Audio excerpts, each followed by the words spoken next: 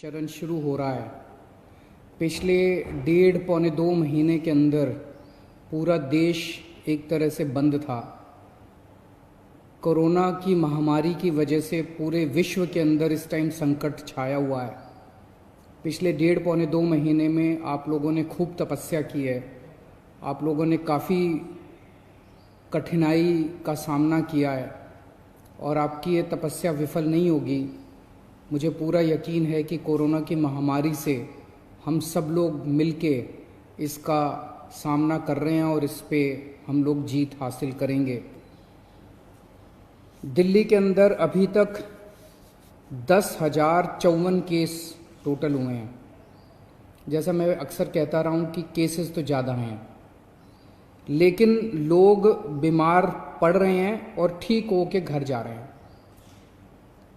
4,485 लोग ठीक हो गए हैं, यानी कि 45% लोग ठीक हो गए।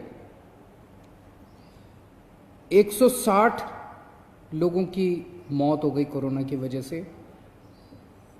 नहीं होनी चाहिए थी। कोशिश कर रहे हैं हम एक एक व्यक्ति की जान बचाने की, लेकिन एक औसतन तौर पे देखा जाए दुनिया के पॉइंट ऑफ व्यू से और हमारे देश के अंदर अन्य राज्यों में जो है, तो इतने मामलों में जो मौत हुई हैं वो अन्य राज्यों की और अन्य देशों की अपेक्षा कम है।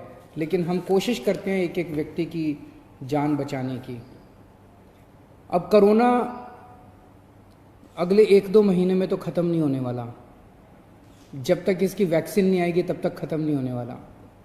तो जैसा मैं कई बार अक्सर कहता रहा हूँ कि कोरोना के साथ अब अपने को अपनी ज़िंदगी चलाने की आदत डालनी पड़ेगी। कोरोना भी रहेगा और अपनी ज़िंदगी भी चलेगी। लॉकडाउन परमानेंटली नहीं रह सकता। 1.5-पौने 2 महीने जो लॉकडाउन रहा, इस समय का हम सब लोगों ने, दिल्ली सरकार ने अपनी तैयारियां करने के लिए इस समय का इस्तेमाल किया। जब कोरोना आया था भारत में, हमारी बिल्कुल तैयारियां नहीं थी। हमारे पास टेस्टिंग किट नहीं थे, हमारे पास अस्पताल नहीं में इसका इंतज़ाम नहीं था। हमें पता नहीं था कोरोना में क्या क्या तैयारियां करनी है। लेकिन पिछले 1.5-पौने 2 महीने के अंदर अब हमने कोरोना के लिए अलग से अस्पताल नामांकित कर दिए, अलग से बेड लगा दिए, वेंटिलेटर का इंतज़ाम कर लिया, ऑक्सीजन का इंतज़ाम कर लिया, पीपी किट का इंतज़ाम कर लिया, टेस्टिंग किट का इंतज़ाम कर लिया। अब हमें अपनी अर्थव्यवस्था को धीरे धीरे खोलने की दिशा में बढ़ना है। एकदम से भी नहीं खोल सकते। अब धीरे धीरे हमें खोलने की दिशा में बढ़ना है। कल केंद्र सरकार ने इस बारे में कुछ गाइडलाइंस जारी की हैं। उन गाइडलाइंस को ध्यान में रखते हुए दिल्ली सरकार ने कई सारी चीज़ों को खोलने का, लॉकडाउन में ढील देने का निर्णय किया है। पहली चीज़ कि लॉकडाउन 31 मई तक जारी रहेगा, ऐसा केंद्र सरकार का आदेश है। लेकिन इस लॉकडाउन में कई सारी ढील दी जाएंगी। पहले मैं आपको ये बता दूं कि क्या क्या अलाउ नहीं होगा दिल्ली के अंदर। मेट्रो नहीं चलेगी। सारे school, college, coaching institute, training institute सब बंद रहेंगे। सारे होटल बंद रहेंगे। सारे cinema hall, shopping mall, gymnasium, swimming pool, entertainment park, theatre, bar, auditoriums, assembly halls, ये सब बंद रहेंगे। Social, political, sports, entertainment, academic, cultural, religious या किसी भी तरह की बड़ी गैदरिंग्स ये नहीं हो पाएंगी, ये अलाउड नहीं होंगी। कोई भी धार्मिक स्थान या रिलीजियस प्लेस या प्लेसेस ऑफ वर्शिप बंद रहेंगे। कोई भी रिलीजियस गैदरिंग अलाउड नहीं होगी। बार्बर, स्पा और सलून ये अभी फिलहाल बंद रहेंगे। शाम को 7 बजे से सुबह 7 बजे तक घर से निकलना अलाउड नहीं होगा, केवल एसेंशियल सर्विसेज के लिए अलाउड होगा।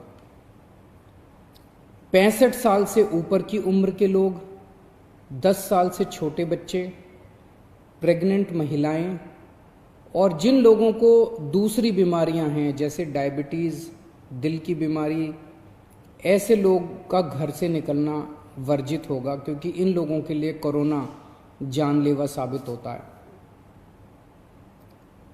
रेस्टोरेंट्स को खुलना अलाउ होगा, लेकिन वहाँ बैठ के खाना अलाउड नहीं होगा, केवल रेस्टोरेंट्स में होम डिलीवरी अलाउ होगी।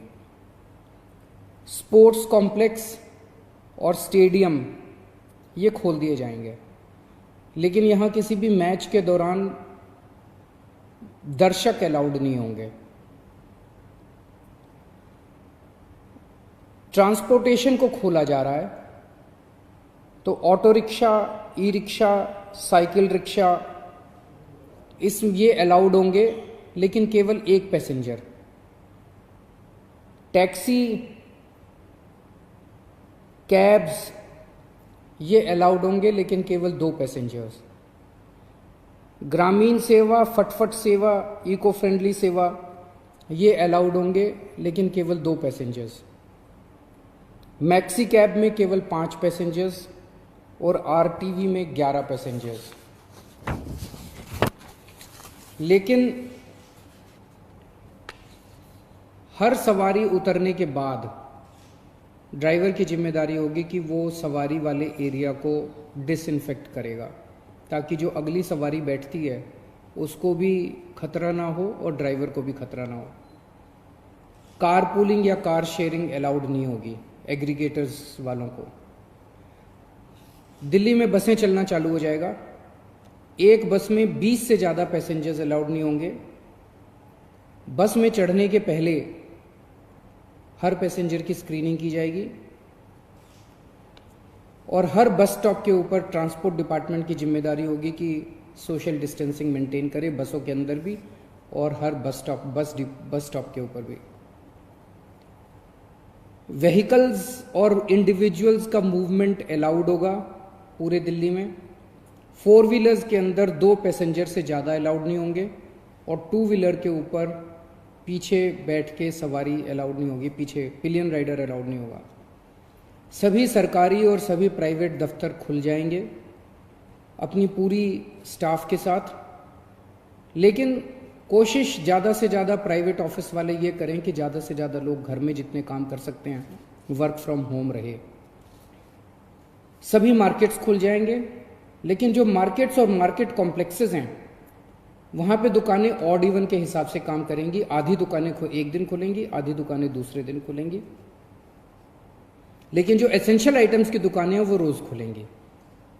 जितने स्टैंड अलोन शॉप्स हैं, नेबरहुड शॉप्स हैं, रेजिडेंशियल कॉम्प्लेक्सेस में शॉप्स हैं, वो सारी खुलेंगी, लेकिन हर शॉप में सोशल डिस्टेंसिंग मेंटेन होगी और सोशल डिस्टेंसिंग मेंटेन करने की जिम्मेदारी दुकानदार की होगी।